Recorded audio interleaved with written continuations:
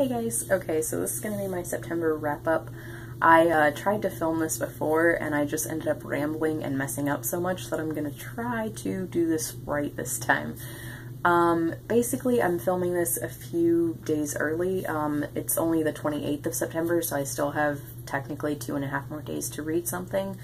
And I probably will, but I'm very torn on what to read next because I just finished reading Mansfield Park, and it's kind of given me a little bit, not necessarily of a book hangover, but it's given me a little bit of like a classic hangover where I'm like, okay, I don't want to read another classic, but I don't know what to read next. And I think it's going to be between The Moor's Account by Layla Lalami.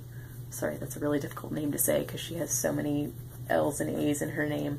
Yeah, it's either going to be that one that has been longlisted for the Man Booker this year, or it's going to be The Grace Keepers by Kirsty Logan, which I got mostly from a recommendation from Jen Campbell because she has recommended it in more than one video.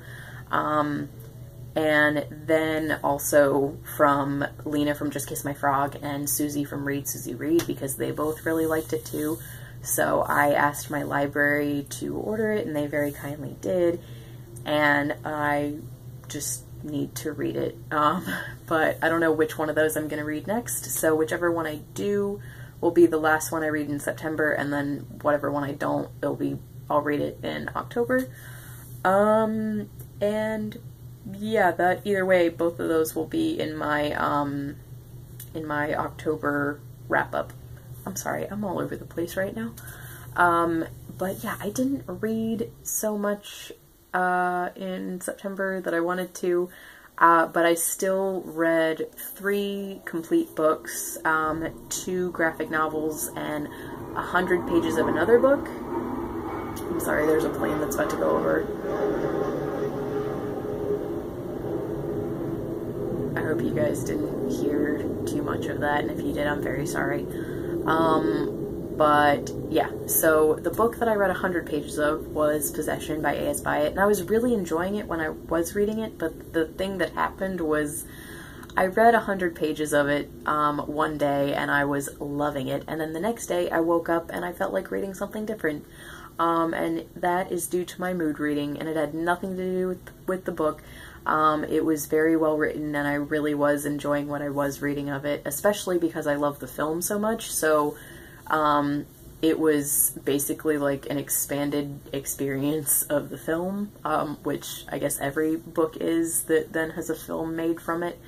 But yeah, so I've now kind of put that on the back burner probably for sometime next year, but I was really enjoying it. But anyway, then I finished Sorcery by Terry Pratchett, which is the 5th book in the Discworld series, and it is the 3rd book in the Rince cycle, which is the Rincewind branch of Discworld. And I really enjoyed this one, but it was probably my least favorite of the 5. But also that doesn't really say much because I have loved all of these very much.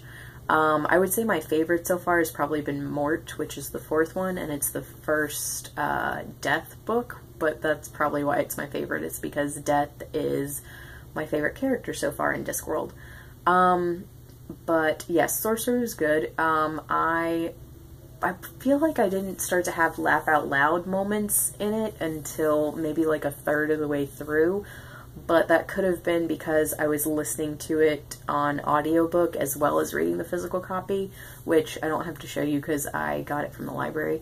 But yeah, I think maybe I just wasn't paying close enough attention during some parts, which is totally my fault, but I was listening while I was cleaning my room, but then there were parts where I was only listening to the audio, not following along in the book, and I still was laughing and I still like caught the jokes and stuff, so I don't know what it was, but I did enjoy that, and I enjoyed the characters that we get introduced to. One of them was like really funny, but I can't remember his name.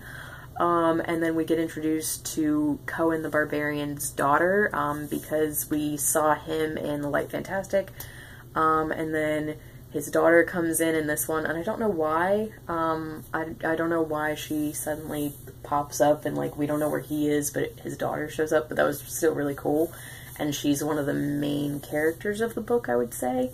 And she was great because you just see so much of his personality in her. And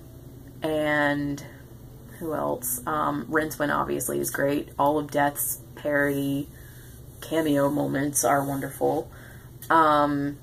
So yeah, and it was interesting because this time the villain was actually really funny, and then later on you find out that someone else is a villain, and that villain was much scarier than the original villain.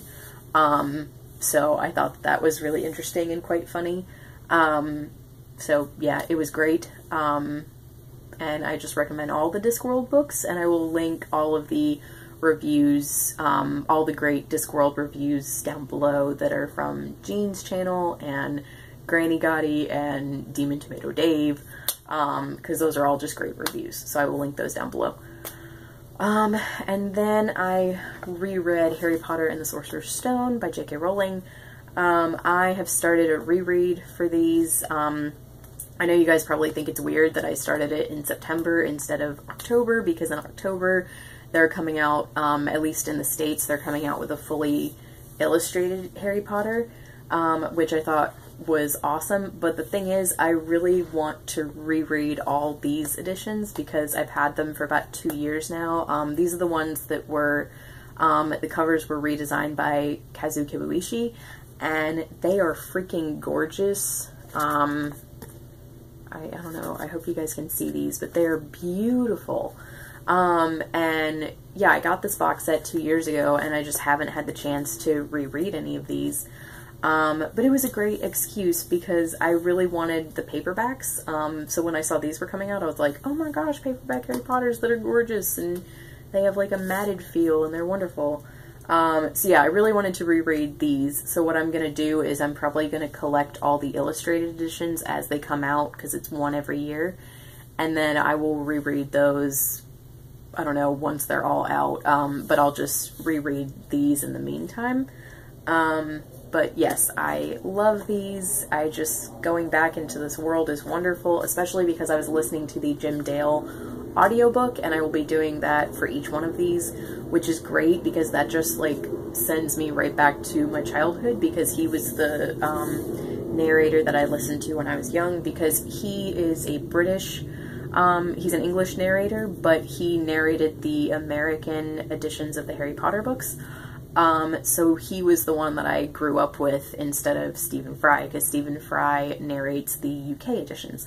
And I started trying to listen to one of those, and I love listening to those when I'm not following along in the book, but when I'm following along in these, since these are the American editions, it just gets too confusing because there are different words, because they've Americanized these, which I understand because like 10-year-old American kids can't read context, but it still kind of drives me a little bit nuts because I'm like, but these aren't the right words, because, I mean, these aren't the original words. And I also really like it that in the UK editions, I think they leave Ron's swearing in there, because he says bloody a lot, and I think they leave that in there, versus the American edition, I don't think they do.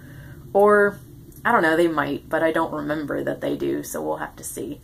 But I really loved this reread, and loved listening to the Jim Dale one again, and I also rewatched the video, or the movie, and that was great. I actually didn't finish rewatching it, so I should probably do that. And I'm going to be reading one of these every month. So next up will be Harry Potter and the Chamber of Secrets. And then I read 2 graphic novels. I read the Once Upon a Time graphic novels, and it was kind of weird because I read the second one first, because you don't have to read them in the order they were published in, because the stories aren't linear, I guess, and that one, the second one, was due back before the first one, and I just I don't know. The second one was amazing. It was great. The first one, not so much. But I'll talk about the second one first, I guess. That was Out of the Past, and it was 4 different stories. It was a Rumbell story, which are Rumple and Bell, in case you're not familiar with the ship names. And a Hook story, and a Regina story, and a Jefferson story.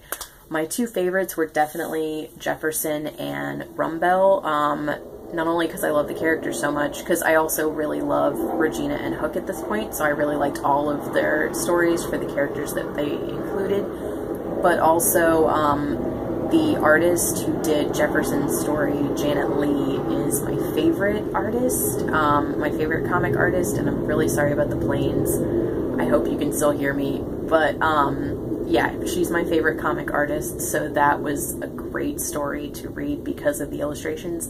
And also the Rumbell illustrator, I forget her name, but she seemed very close to the same style as Janet Leigh and used very similar kind of pastel colors, which I loved. Because basically, the way that her illustrations were, they all looked like pastel watercolor paintings, and that's how I feel about Janet Leigh's work as well. So I really loved both of the illustrators for those, and also the stories were both really good. And I still really liked the illustrations and the storylines for Hook and Regina as well, but Jefferson and Rumbell were definitely my favorites, and Rumbell will always be, like, no matter what is written about them or whatever, I will always love it because they are my favorites. So yeah, that was great. But then I read the first one, which was Shadow of the Queen, which was about the Queen and how she has control of the Huntsman. And I didn't like it. I didn't actually finish it.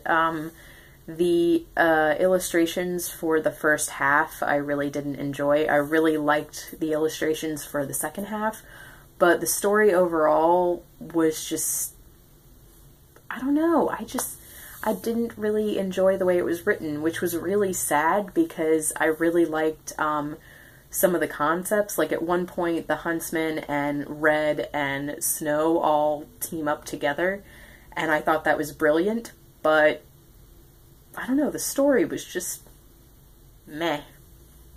I didn't finish it.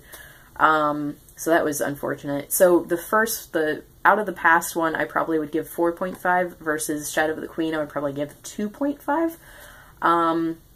So yeah, that's what happened there for those.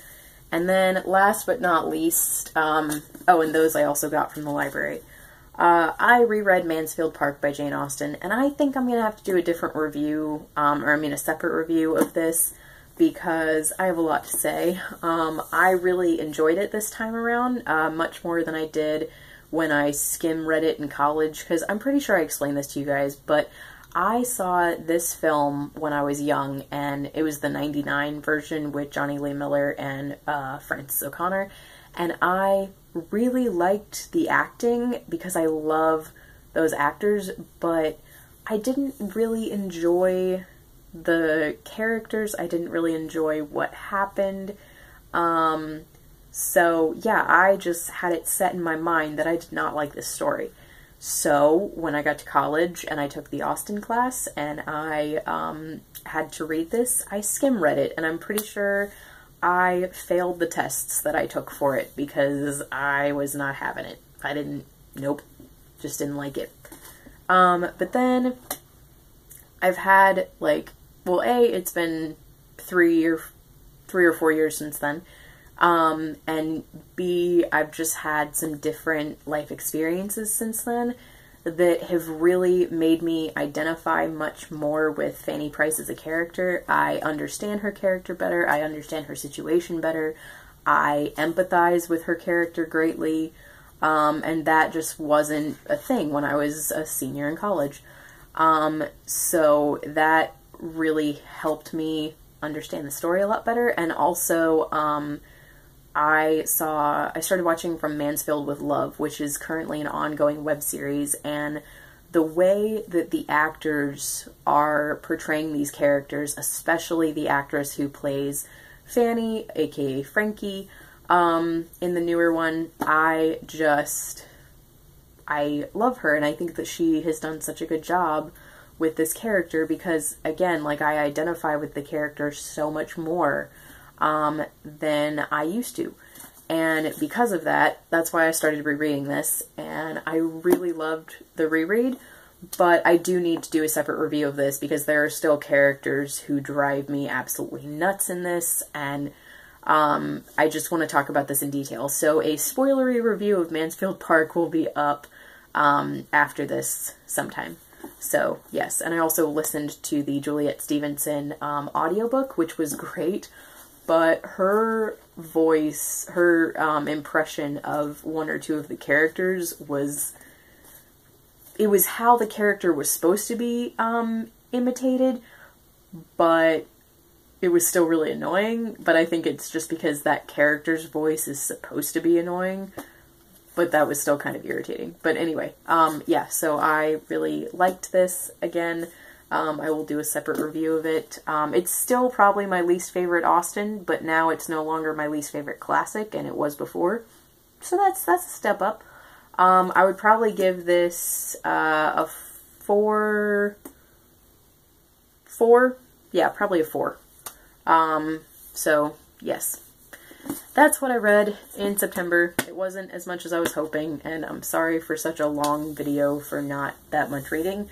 But I did enjoy what I read, and I will be making my October TBR. I'm gonna do it differently this time, though, because there are some readathons and stuff going on.